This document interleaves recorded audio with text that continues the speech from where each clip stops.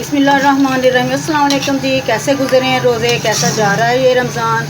अल्लाह ताला हमें इस रमज़ान के बाबरकत महीने से बहुत सी सारी रहमतें अता फरमाए। आमीन सुम्मा आमीन। आज हम फुल्कियाँ बनाएंगे, पूरा रमज़ान खाएंगे। बहुत ही मज़े की, बहुत ही क्रिस्पी बनेगी ये। बाज़ार से हम बहुत महंगी मिलती हैं जी। हम थोड़े से बेसन में कितनी सारी बना सकते हैं। इसका सारा काम ही मिक्सिंग का होता है। जितनी अच्छी हम मिक्सिंग करेंगे उतनी अच्छी हमारी बल्लियाँ बनेगी। ये दही में भी डाली जाती हैं, कुछ लोग इनका सालन भी बना लेते। ये मुख्तलिफ़ किस्म की चाट में भी डाली जाती हैं। बस बेसन अच्छा होना चाहिए, मिक्स वाला बेसन नहीं होना चाहिए। बेसन जितना अच्छा होगा हमारी बल्लियाँ, हमारी फुल्कियाँ ये उतनी ही अच्छी, उतनी क्रिस्पी बनेगी। तो वीडियो का आगाज़ करते हैं, देख लेते हैं हमने किस तरह बनाई। बिस्मिल्लाहिर्रहमानिर्रहीम। सबसे पहले मैंने ये एक प्याली डाल दी है, एक प्याली ये है। बेसन को हमेशा छान कर लें। 2 प्याली हो गई। और थोड़ा सा ज़ीरा साबुत और इतनी सी अजवाइन, ये भी शामिल कर देंगे। ये जो मैंने 2 प्यालियाँ बेसन की ली हैं, यही वाली मैं पहले 1 प्याली थोड़ा थोड़ा करके शामिल करूँगी। पानी एकदम नहीं डालना सारा ही। ये तकरीबन 1.5 प्याली जाएगी इसके अंदर, फिर ही फुल्कियाँ हमारी अच्छी बनेंगी।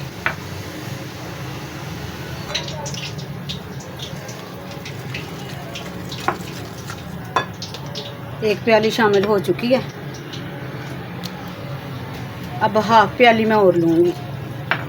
इसको भी थोड़ा थोड़ा करके शामिल करेंगे। हमें इतना देखना, हमें ये स्मूथ सा बैटर चाहिए, ना ज़्यादा गाढ़ा करना, ना ज़्यादा पतला करना है।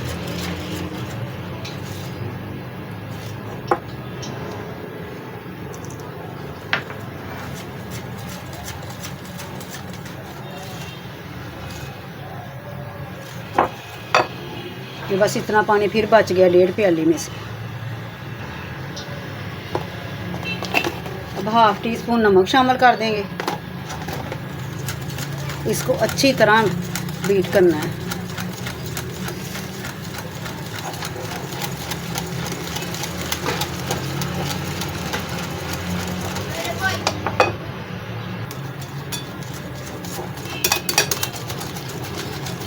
तकरीबन 1.25 प्याली इसके अंदर पानी डाला मैंने, इससे ज़्यादा नहीं डालना। जितना इसको इस तरह फेंटेंगे ना, ये उतनी ही अच्छी फूलेंगी और क्रिस्पी बनेगी।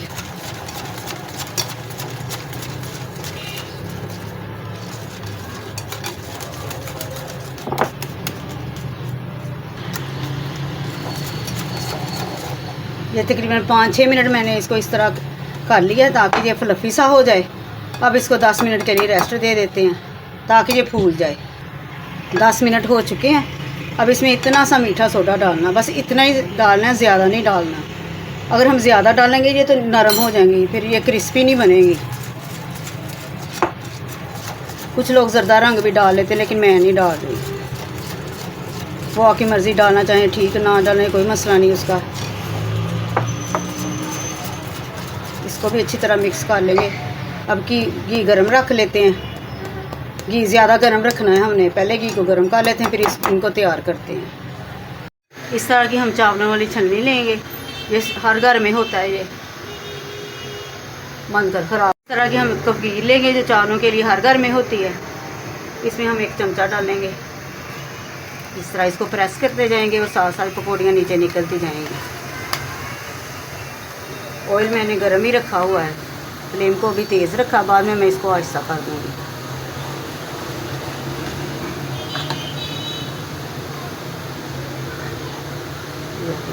इतनी काफ़ी हैं, बाकी बाद में डाल लेते हैं। फ्लेम को मैंने मीडियम कर दिया है, क्योंकि अगर हम तेज़ रखेंगे ना तो वो बाहर से तो जल जाएंगी, ब्राउन हो जाएंगी, लेकिन अंदर से वो कच्ची रह जाएंगी।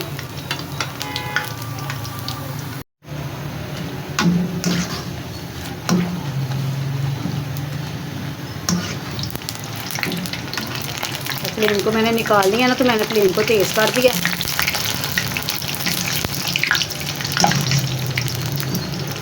इस तरह हम पकाएंगे तो अंदर से भी ये पक जाएंगी, कच्ची नहीं रहेंगी। जब प्यारा सा कलर नज़र आने लगे तो इनको निकाल लें। बाज़ार वाले तो इसमें मैदा भी डाल देते हैं क्योंकि उन्होंने बचत जो रखनी होती है।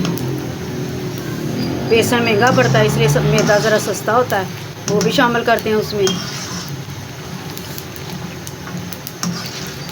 आप चाहें तो इसमें ज़रदा रंग भी डाल सकते हैं कलर देने के लिए।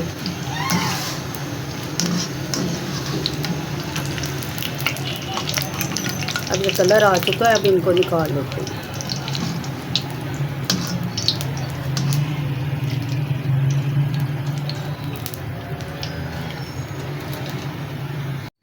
ये देखें माशाल्लाह से भल्लियाँ हमारी तैयार हो चुकी हैं। पकौड़ियाँ कह लें, भल्लियाँ कह लें। ये देखें कितनी खस्ता बनी है। ये देखें, अब इनको आप किसी कंटेनर में डाल लें, किसी डिब्बे में डाल लें या किसी पैकेट में डाल के रख लें।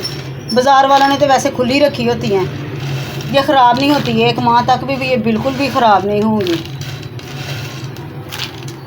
बंद करके रख लें और जब दिल करे निकालें, दही भल्ले बना लें, चाट में डाल लें, किसी चीज़ में भी डाल लें। वीडियो अगर पसंद आए तो लाइक और शेयर कीजिए। दुआओं में याद रखिए। मैं आपके लिए दुआ गो, आप मेरे लिए दुआ करें। अल्लाह हाफिज़।